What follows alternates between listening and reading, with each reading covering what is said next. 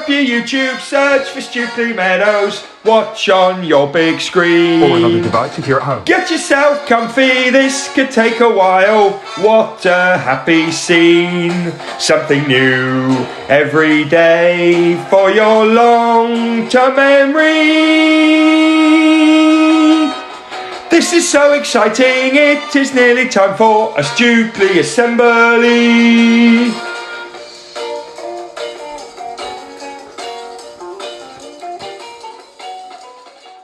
Well, hello there everyone, and welcome to today's curriculum assembly, the very first one for 2022. But it might be a new year, but we are going to start it in all the familiar ways. So, for each other we, every day we, to improve we, and together we will. And our everyday focuses are, and our Stukeley motto is, and our Stukeley curriculum is, and 4 words that make the magic happen. And of course, not forgetting PADS, PADS. I know we've not covered it all yet, but I wonder if you can remember what the P stands for. Yep, that's it. Please and thank yous. Really, really important. I'll tell you a really good place where that can happen. The dinner hall. Lots of room for pleases and thank yous in there, aren't there, when you're receiving your dinner? Anyway, just a thought. Well, here we are. Start of a new term. Start of a new calendar year. I wonder if any of you made any New Year's resolutions. I must confess that I never do. And the reason being is that if I don't make any New Year's resolutions, I can't get fed up with myself when I don't stick to them, which is really not a very good reason for not making them anyway, is it? But I'm just being honest with you, that's me. But one thing I have resolved, see what I did there? One thing I have resolved to do this year is to keep on introducing us to some new experts for as long as I possibly can find experts to introduce. Because I really do think they do help us get a better understanding of what our curriculum is all about and why we do it. Why do we learn all these subjects in school? Well, it's really useful to know how those subjects can be useful for particular jobs or for following particular interests as you get older. But also, by doing well at school and really pursuing those subjects, it just gives us more choices. That's really the honest truth. It gives us more choices about what things we would like to do in the future and perhaps what jobs we would like to do. So I will continue to find those experts, I promise. But I do have to let you know, we don't actually have an expert for today's assembly.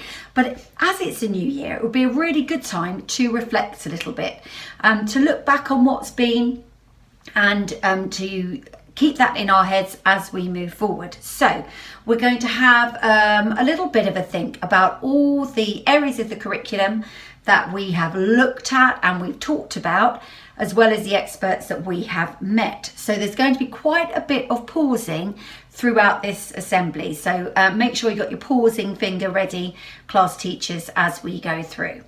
So let's see what we can remember. First of all, and these aren't in any particular order, by the way, they're just in the order that my brain remembered them in. So I hope that makes sense for all of you. So which of our experts, there could be more than one, by the way, which of our experts had jobs or a job that involved science in some way? Which one talked, or we talked about the fact that science was quite connected to their job in some way? Can you remember? Pause and have a think. How did you get on? The one that I remembered most about that was probably one of our first, not maybe our first, but one of our really early assemblies. And it's the one where we had Eden's dad talking about working in a pet shop. Do you remember? There could have been another one as well, but that's one that I've remembered. Okay, next one.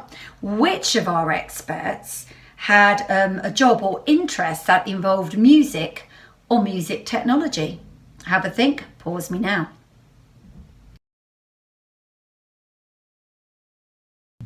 Did you remember? Well, we had a couple actually, didn't we? We had Billy, who was talking about music technology. He had all those sound desks and media centres. Do you remember? And then we also had, I think, Mr. Barron talking about his love of music and all the things that he does with that, and introduced us to some of the instruments and things that he played. Do you remember that one? That was a good one. Okay, next one. Which of our experts had a job that involved, or more than one actually, that involved using English skills, particularly kind of reading and writing? And it might not have been the job that you'd have thought of in the first place. So lots of English involved in this one. Pause me and have a think. Did you get it? I was thinking in particular about Mr. Casey talking to us about being a policeman and working for the police, and about all those reports that he has to spend a lot of time writing and reading. Do you remember that one? Okay, so keep going. I wonder how you're doing so far. Which of our experts had a job that involved computing and technology? That's one that I sometimes forget.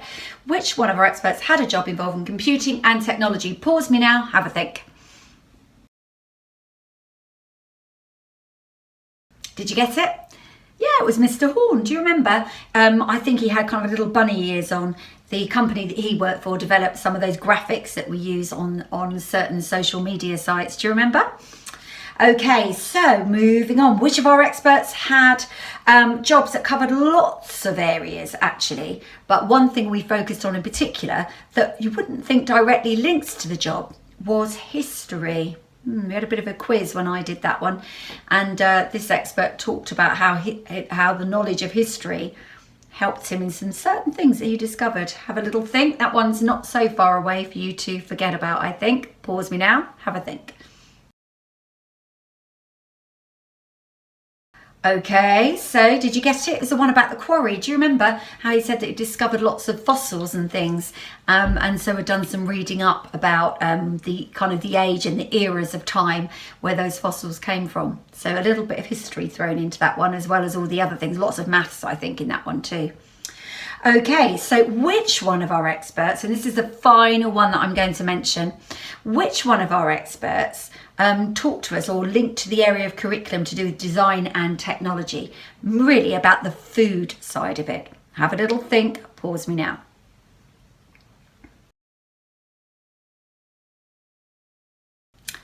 Okay, did you get that one? Yeah, it was Amelie Rose's mum talking to us about food and diet, wasn't it? And how she helps people with their food choices and thinking about eating and living more healthily. So, goodness, that's actually quite a lot, isn't it? When I actually list it down like that and have a really good think about it, we've actually heard from a lot of people. Now, I wonder if through meeting those experts, albeit by video, whether or not that's kind of begun any new interests, whether you've discovered any new interests from hearing people speak and learning about the particular areas of work that those people are involved in. I wonder if it's made you think, oh, I'd quite like to do that, or maybe something similar. By all means, teachers, pause if you want to have a chat with your class about if anyone's got any plans for their grand future in the world of being a grown-up. It strikes me that a New Year's a really good time, actually, to be thinking about that. What will the future me look like, and what will I be doing? So that could be something interesting to talk about. Maybe not now, but maybe at some point. Oh, my iPad just turned upside down. Not very helpful when I'm trying to look at it, is it? Okay, so thinking about our curriculum though, we actually spend a lot of time thinking about that school curriculum, about the subjects that we learn, as well as how we learn them. And we put a great deal of thought and energy into making sure that that our curriculum and the subjects are exactly what everybody needs. It's actually going to be helpful for you in your futures. And in fact, the curriculum is always evolving. Children in year 6 will understand what I mean by that. And what I mean is it's never fixed. It kind of moves forward. We make little tweaks and adaptations over time to make sure that our school curriculum is really doing what it needs to do, which is making sure that you have everything you need as you go into your future. And we also spend a lot of time making sure that what we're teaching you stays in your long-term memory and in your brains for the long term, not just something that's going to go kind of in one ear and straight out the other, because that's really, really important. Now, we give a lot of thought to how you learn at this school. We spend a lot of time thinking how best to help children learn things for the long term. And as the start of a new year, it'll be really good for you to think also about your own learning. We call that metacognition, thinking about your own learning and thinking about, really good to have a think about, what are my strengths? What am I really good at school? What things do I find quite straightforward? What things do I think I do really, really well? And also to begin to think about what things in terms of my learning do I find more difficult? What things are a little bit tricky for me? I have to put in that little bit more work and effort. And those are the things, probably, those kind of weaknesses, for want of a better word, might give us an idea, once we're aware of them, of where we need to put the most effort and where we really need to work hard and to try very hard as we go through this year. And the thing is, everyone, you know what we say at this school. What do we say? Learning to get our best even better every single day. So let's make sure that we are all trying to think about how we can get our bests even better every single day as we go through 2022. So there we have it, everybody. First curriculum assembly of the term, all done. And I'll see you next week with an expert. Who could it be? I don't even know yet. So we'll all look forward to it. Take care, everyone. Work hard, be kind. See you soon. Oh, it's great to be back, Mrs. Stevens. And although we didn't have an expert, it was good to think about all of the expert assemblies we had in 2021. I don't know about you, I'm excited to look forward to all of our experts in 2022. And please remember, this is a reminder, if you've got anyone in your family or anyone you know that could be and will be an expert in this assembly to be watched by millions of people, please get them to email the office or email Mrs. Stevens, and we cannot wait to welcome them onto this assembly. Okay, let's finish with birthdays and everyday knowledge. Hey, hey, hey, it's time to say we've got a Stukeley birthday. Hey, hey, hey, it's time to say we've got a Stukeley birthday. Oh, come on! Happy birthday, Harry in foundation stage. It's your birthday today, Harry. Five years old. Hope you're having lots of fun with friends, and you have done with family. Great to celebrate your birthday today. Now let's finish with everyday knowledge for you. And we are learning to remember things worth remembering, learning to remember things worth remembering, learning to remember things worth remembering, everyday knowledge for you. And we are learning to remember things worth remembering, learning to remember things worth remembering, learning to remember things worth remembering, everyday knowledge for you. Okay, everyday knowledge. We're looking at art. We're looking at artists. I'm just going to move over here. Oh, look! And there we have got some famous pieces of art. Now, what I'd like you to tell me is I've got two pieces close to me here. Two pieces of art.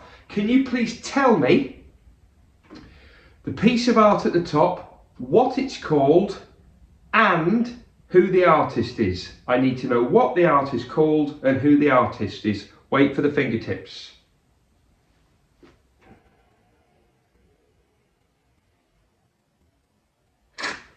Campbell's Soup Cans by Andy Warhol. Well done. What about this piece of art below it? Can you tell me the name of the art and the name of the artist, please?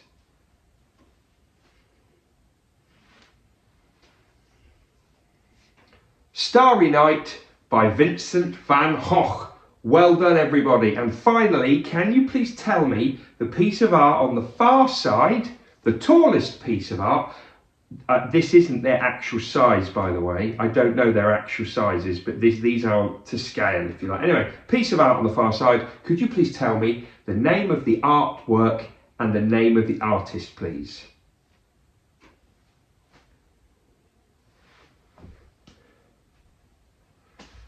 That's right, it's The Scream by Edvard Munch. Now, just before we move on, it's called Everyday Knowledge because I give you something new every day. Here we have another piece of art. Now, this is an absolutely enormous sculpture. It is huge. I don't know if any of you have ever seen it close up or from the road as you're driving on the motorways or the roads up to the north of England, but this is called the Angel of the North. What's it called? The Angel of the North, and it's by an artist, an English artist, British artist called Anthony Gormley. Who's it by? Anthony Gormley. That's right. See you next time on Everyday Knowledge.